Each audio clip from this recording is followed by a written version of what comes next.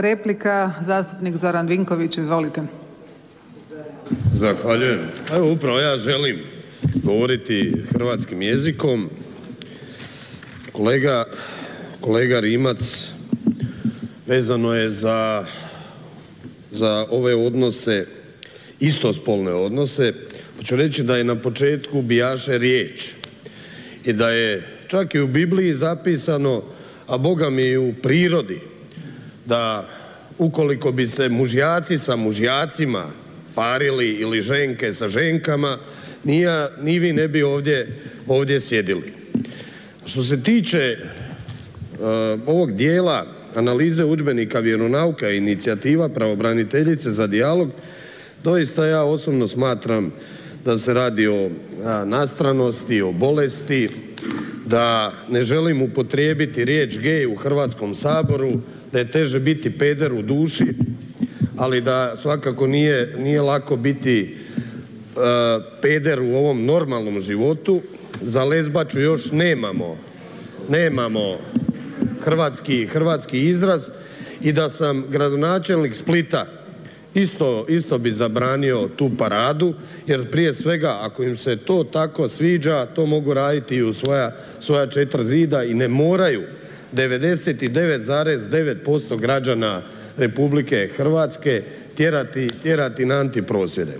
Kao gradonačelnik Đakova sasvim sigurno ne bi odobrio takav skup, a ne bi sigurno pomogao ni gospodin Rajko Ostojić i prije svega promocija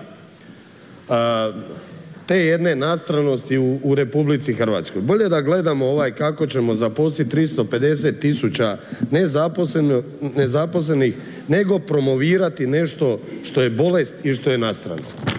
Jer ovdje se radi ipak o ravnopravnosti spolova, a ne radi se o istospolnim zajednicama. I to je ono što nas razlikuje, jer ovo je prije svega katolička zemlja, normalna zemlja, a nije zemlja pedera i istospolnih zajednica. Izvolite.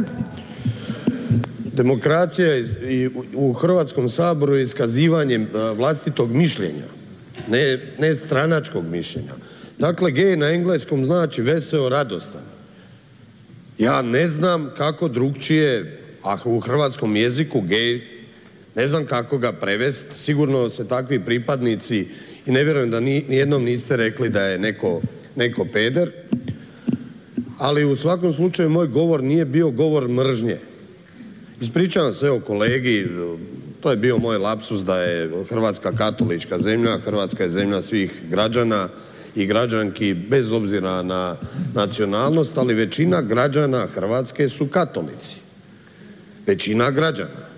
Ja sam rekao što se tiče istospolnih zajednica, da ja nemam ništa protiv da to rade u svoja 4 vlastita zida, u iznajmljenom stanu, ne znam gdje, ali smatram da mjesto takvim paradama nije na ulici, ali radi se o provokaciji gotovo 99% stanovništva Republike Hrvatske. I to je ono što ja ne mogu prihvatiti.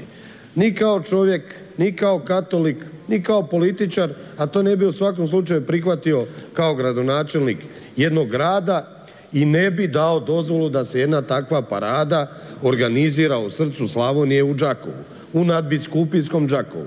I ako to nekom padne na pamet, isto tako sam i rekao da niti politički sukob koji se dešava u Splitu sigurno ne bi pomogao da se ta jedna takva parada, bez obzira što bi rekao ministar policije, da se takva parada napravi u Đakovu.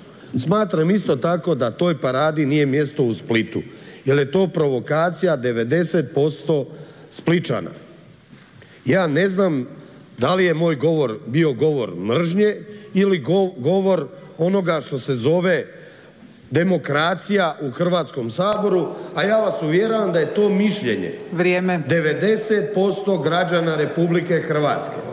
Pa čak i 90% građana Kukuriku koalicije, samo to ne smijete reći.